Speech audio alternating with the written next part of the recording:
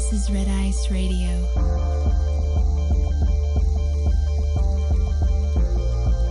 From the apparent to the esoteric.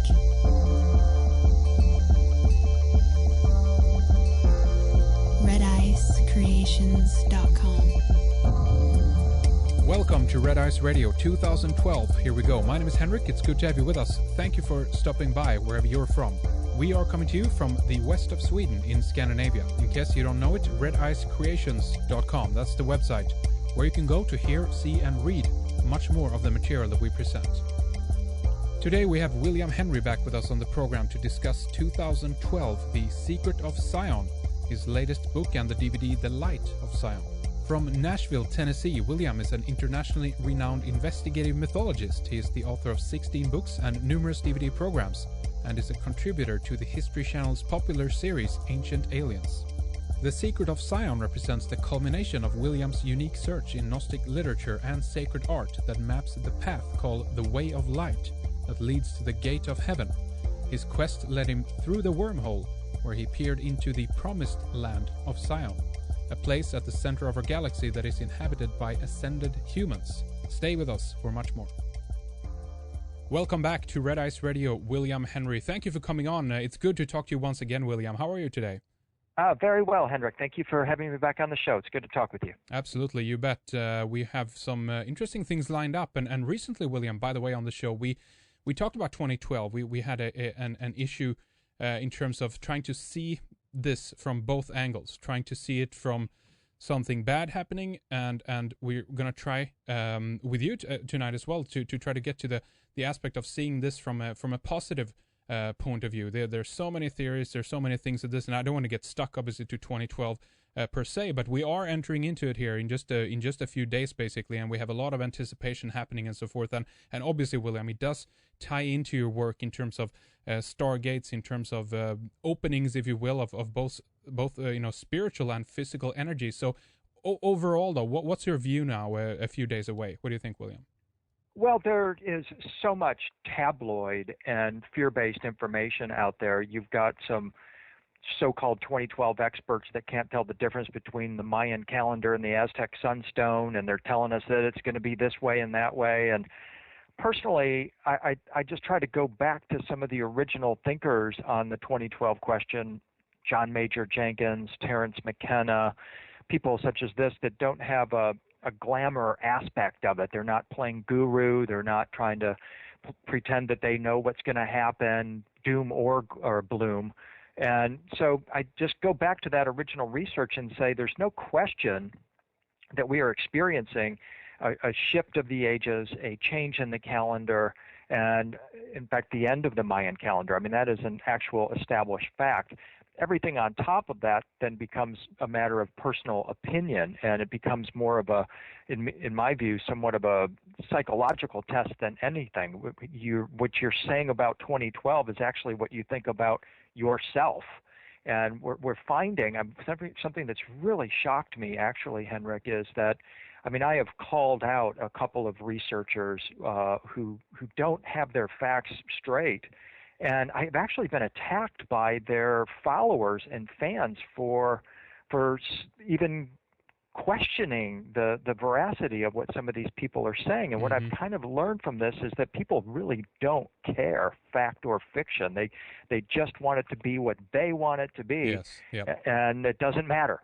So that's right. Kind of I'm not trying to say I'm bitter about it or throwing in a towel or anything, but it's just been kind of shocking to me to see that happen when we have clearly established, at least since 2003, when I first started writing about 2012 and started conversing with John Major Jenkins about some of the Maya symbolism and their obsession with star knowledge. And we have in that interim, so much has happened that seems to validate what the Mayans were saying, that I think we have to agree that clearly things are shifting and changing. That's right. Yeah, it's unfortunate. I mean, many people they don't have, their mind is made up, so they don't want to have any time to debate intelligently about the issue. So, I mean, from my point of view, why even bother, taking the time then to respond back? Because frankly, an unintelligent attack in that sense doesn't deserve an intelligent response, if you will. Yeah, I agree. And especially, I mean, in one instance, I was just simply trying to defend my original research where a researcher, a well-known 2012 quote-unquote authority had, I think, in a way, mischaracterized my research about the dome of the U.S. Capitol. He took people up into the dome and showed them Montezuma and Cortez in this scene that's painted in the dome of the U.S. Capitol, and pointed to the Aztec Sunstone and said, there it is, friends, the Mayan calendar, proof that the founding fathers of America knew about 2012 and everything is set up for 2012.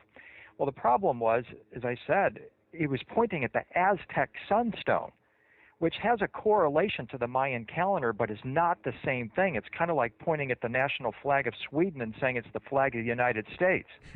They're both flags. They both represent a country, but that's about as far as it goes.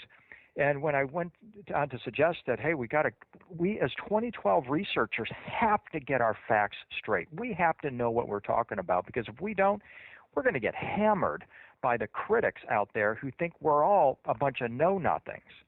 And again, what happened is his followers came back on me saying, how dare you question this researcher? He is infallible.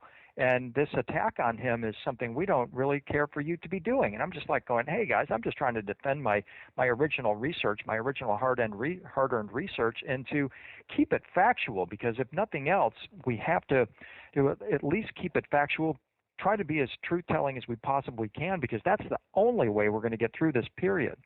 Well, that's right. And there is a lot of confusion around where 2012 shows up. We have the monument in Tuertoguero, of course, and then now recently, allegedly, I haven't seen this yet, William, but the latest news, I guess, from Comalcalco, if I pronounce that correct, a ruin where they allegedly found another inscription that seems to be pointing towards 2012 as well. I guess you have to still make the conversions, obviously, from the Mayan dates and over to our latest version, if you will, our Gregorian calendar, to end up there. But why is it? The Aztec stone calendar that you mentioned, that, according to you now, what you're saying then, is not related to 2012 directly. Is that correct? It does not encode the 2012 end date. It does describe the shift of the ages, but it is totally erroneous to identify it as the Mayan calendar. It is not. Yeah.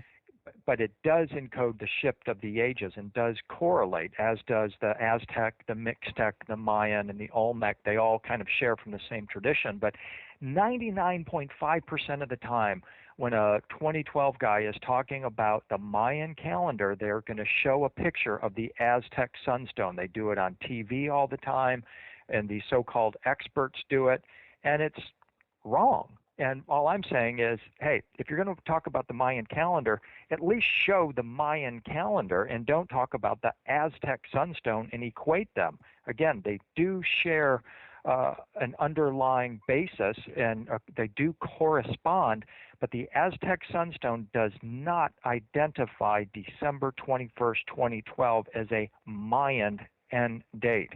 Only the Mayan calendar stone does that.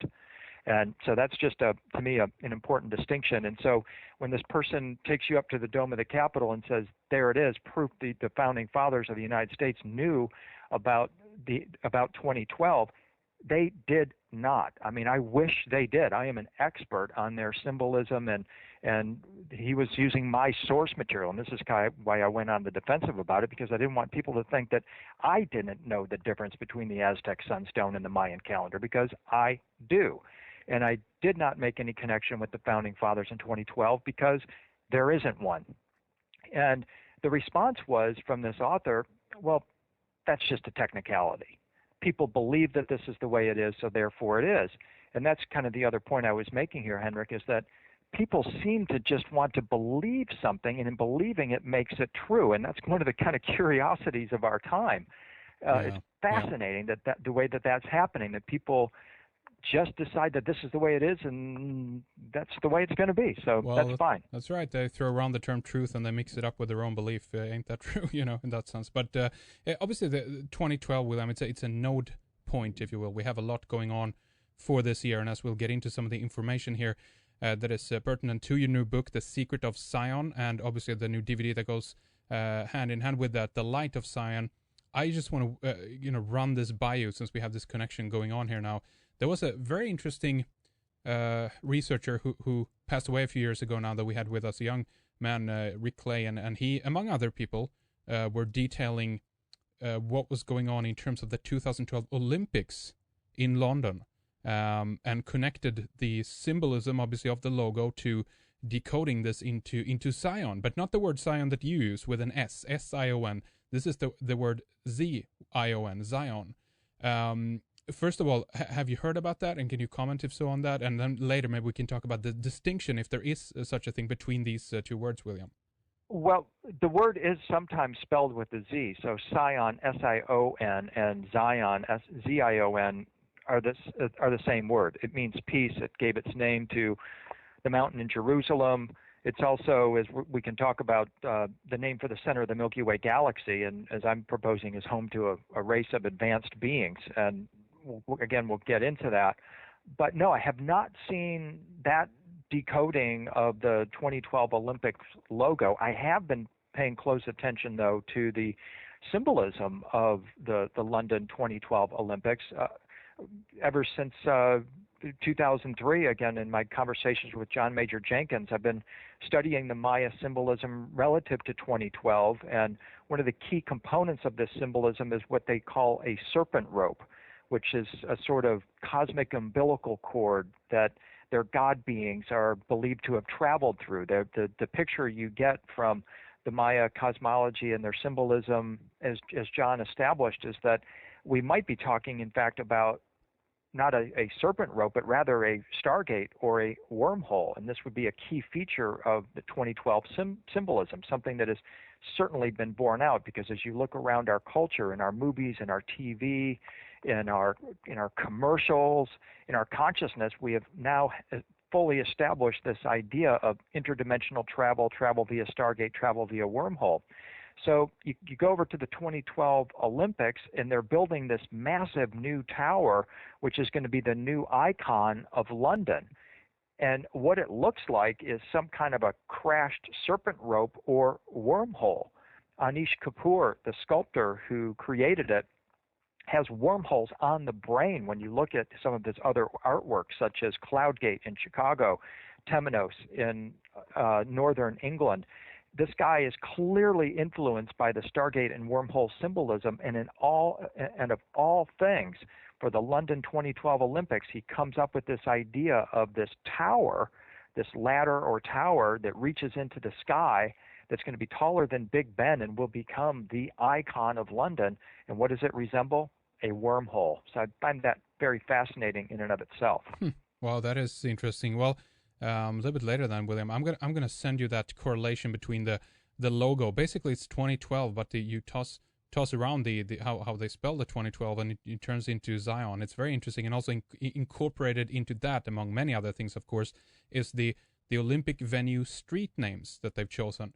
And this is a piece of information that you can see an intelligent plan, I believe, behind the naming of the streets around the 2012 site plan, if you will. You have, for instance, the East Cross route, the East, relating to the Eastern Cross, basically. You have things related to ley lines like Layton.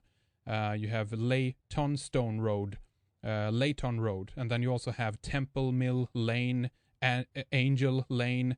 You also have Joseph's Road or Carpenter's Road. It's really interesting. Wow. And I'll send you some of this, and you can take a look at it and see if there's anything to it, according to you. Yeah, and then on top of that, add the mascots of the London Olympics, Wenlock and Mandeville, the little one-eyed alien-looking guys that come out of a rainbow.